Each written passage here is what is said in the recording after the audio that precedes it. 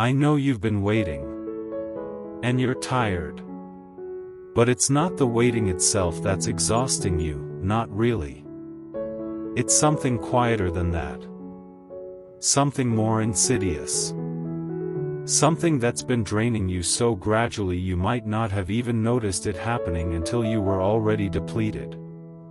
It's the emotional weight of not knowing. The mental load of uncertainty.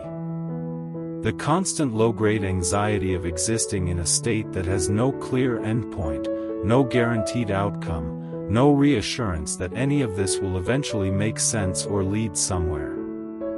You're not just waiting. You're holding space for possibility while simultaneously bracing for disappointment. You're hoping while also protecting yourself from hope. You're trying to stay open while also trying not to get hurt. And that contradiction, that constant internal balancing act, that's what's quietly draining you. Every day you wake up not knowing if today will be different. Not knowing if something will shift. Not knowing if you're closer to the end of this or if you're nowhere near it. And your system has to hold all of those possibilities at once. The possibility that it's almost over. The possibility that it's nowhere near over. The possibility that it will end well. The possibility that it won't end the way you want. And holding all of those possibilities simultaneously, never able to settle into knowing, never able to relax into certainty one way or another, that takes energy. Constant energy. Energy you don't even realize you're spending because it's happening in the background, underneath everything else you're doing. It's like running a program on your computer that you can't see. It's not in the foreground. You're not actively working with it. But it's there, using processing power, draining battery, consuming resources. And you wonder why your system is running so slow, why everything feels harder than it should, why you're so exhausted when you haven't actually done that much. It's the background program. The uncertainty. The not knowing. The waiting without clarity about what you're waiting for or how long you'll have to wait. And the worst part is that you can't just decide to stop running that program. You can't simply choose not to wonder when this will end. You can't turn off the part of your brain that's constantly calculating possibilities, scanning for signs, trying to predict or prepare or at least understand what's happening. Your mind keeps running the program automatically. And every day it runs, every day you exist in this state of prolonged uncertainty, it drains you a little more. Not dramatically. Not in ways you can easily point to. Just quietly, gradually, cumulatively. You might not notice it day to day. You might just think you're tired. That you didn't sleep well. That you're stressed about other things. But underneath all of that, the real drain is the uncertainty. The not knowing. The constant state of suspended possibility where nothing is settled and everything remains in question. And here's what makes it even more draining. You can't talk about it. Not really. Because how do you explain that you're exhausted from uncertainty? How do you tell someone that the not knowing is what's wearing you down? They'll tell you to stop worrying about things you can't control. They'll tell you to just be patient. They'll tell you that stressing about it won't change anything. And they're right. But that doesn't help. Because you're not choosing to be drained by the uncertainty. It's not a conscious process you can simply decide to stop. It's happening at a level beneath your control, in your nervous system, in the parts of you that are trying to keep you safe by staying alert to all possibilities. Your nervous system doesn't like uncertainty. It perceives it as a threat. Because uncertainty means unpredictability, and unpredictability means danger. Your system is designed to seek patterns, to understand what's coming, to be able to predict and prepare. And right now, it can't do any of those things. It can't find the pattern because there isn't one you can see. It can't predict what's coming because you don't have enough information. It can't prepare because you don't know what you're preparing for. So it stays activated, on alert, running background processes trying to solve the unsolvable problem of when and how and whether this uncertainty will resolve. And that activation, that constant low-grade vigilance, that's what's draining you. Not dramatically, not acutely, just chronically, persistently. Day after day after day of your system using energy to try to manage a situation it can't actually manage. And you might think you've accepted the uncertainty. You might think you've made peace with not knowing. But acceptance at the conscious level doesn't always translate to the nervous system level. Your mind might understand that you can't control or predict this. But your nervous system is still running programs trying to do exactly that. Because that's what nervous systems do. They try to establish safety through understanding and prediction. And when understanding and prediction aren't possible, they don't just give up. They keep trying. Keep scanning. Keep attempting to find some pattern or signal that will help them know what's coming. And all of that trying, all of that scanning, all of that vigilance, it uses energy. Lots of energy.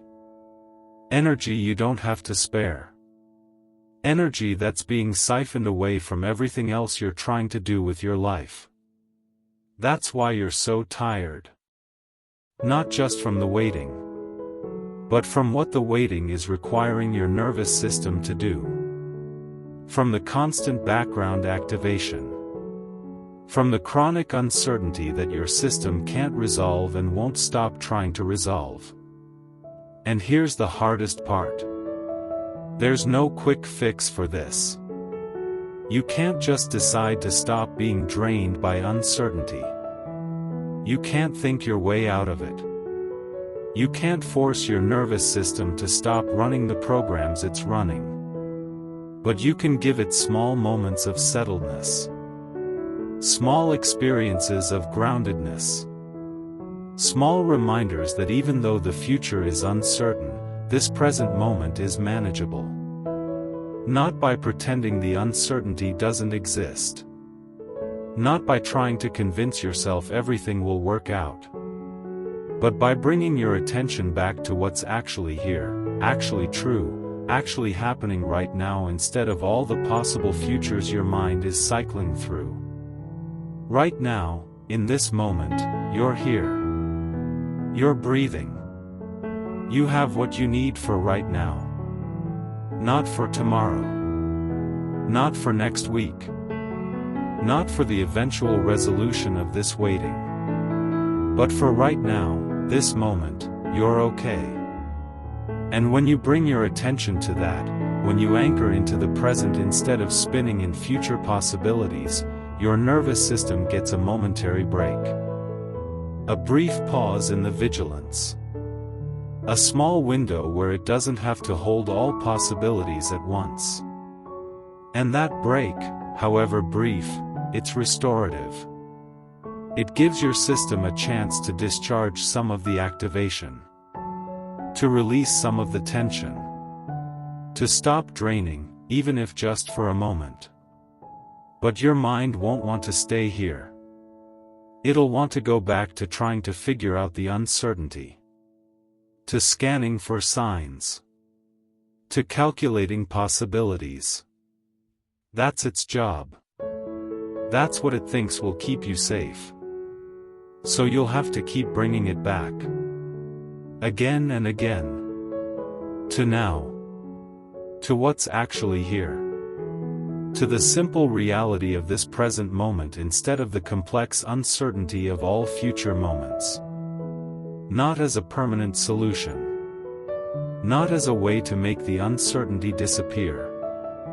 Just as a way to give your nervous system periodic breaks from the constant vigilance. To create small moments where the draining stops, even temporarily.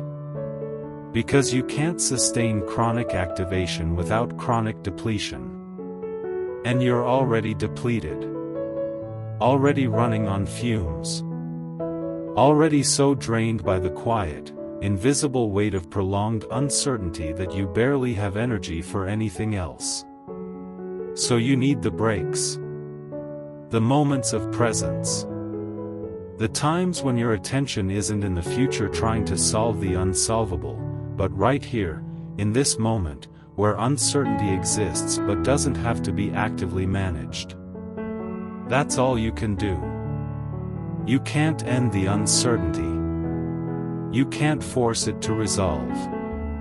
You can't make the waiting be over before it's over. But you can stop letting the uncertainty drain you constantly by giving your system breaks from trying to manage it. Moment by moment. Breath by breath. Every time you notice your mind spinning in possibilities, you bring it back to now. Every time you feel the background tension of not knowing, you anchor into what you do know about this present moment. Every time the vigilance spikes, trying to predict or prepare or understand, you soften back into just being here. Not fighting the uncertainty. Not trying to make it go away. Just refusing to let it consume all your energy all the time. Because it will consume everything if you let it.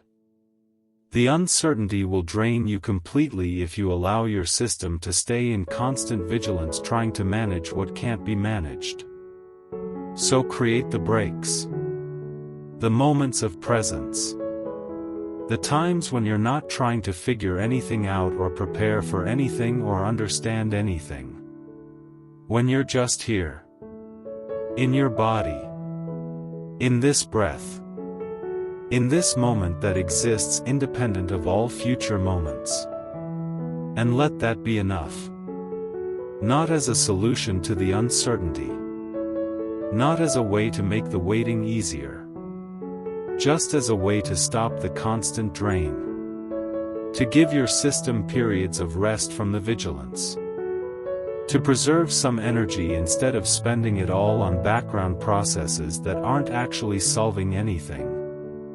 That's all you need to do. Create breaks in the activation. Moments where the uncertainty exists but isn't actively draining you because you're not engaging with it. You're just here. Present. Grounded in what's actually happening instead of what might happen. And those moments accumulate. They don't end the uncertainty. They don't speed up the waiting. But they slow the drain. They preserve energy. They give your system chances to reset instead of staying chronically activated. And that's what you need right now. Not answers about when this will end. Not certainty about how it will resolve. Just less drain. Less chronic activation. Less energy being consumed by background processes trying to solve what can't be solved yet. So bring yourself back to now. As many times as you need to. As many times as your mind wanders into uncertainty. As many times as the vigilance activates. Just come back. To here. To now. To what's actually present instead of what might be coming. That's how you survive the part of waiting that quietly drains you. Not by ending the uncertainty. Just by giving yourself breaks from trying to manage it. Moment by moment. Breath by breath. Here, now, present. Not forever. Just for this moment. And then the next. And then the next. That's enough. That's all you can do. That's what stops the quiet drain. Just be here. Now. Without trying to know what's coming. Without trying to prepare for all possibilities. Without trying to solve the uncertainty. Just here. In this moment. Which is manageable.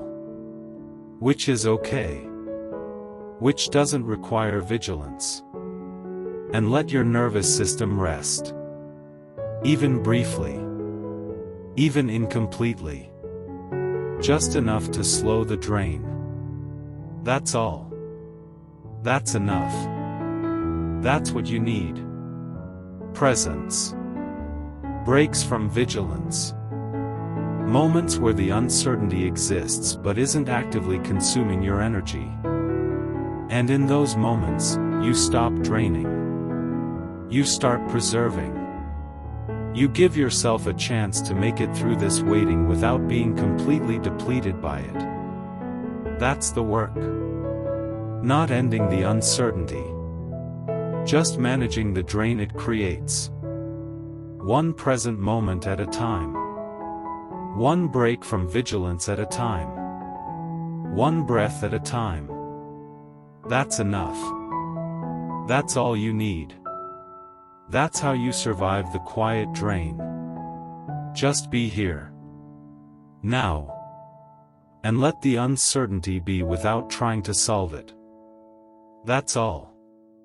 That's everything. That's enough.